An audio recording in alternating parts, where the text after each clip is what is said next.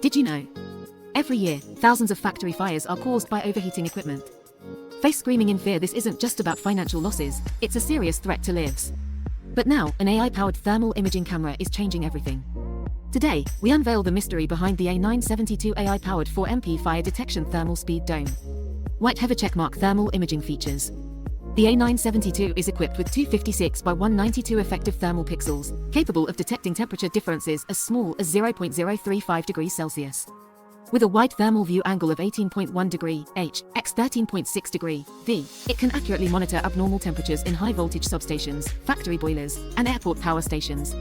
Its temperature detection range spans -20 degrees Celsius to 150 degrees Celsius, ensuring stable operation even in extreme environments.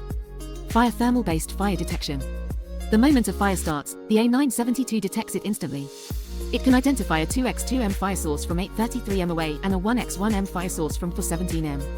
In substations, factory warehouses, or airport fuel storage areas, it detects fires faster than humans, triggering real-time alerts. Globe showing Europe-Africa 4MP ultra-clear optical imaging.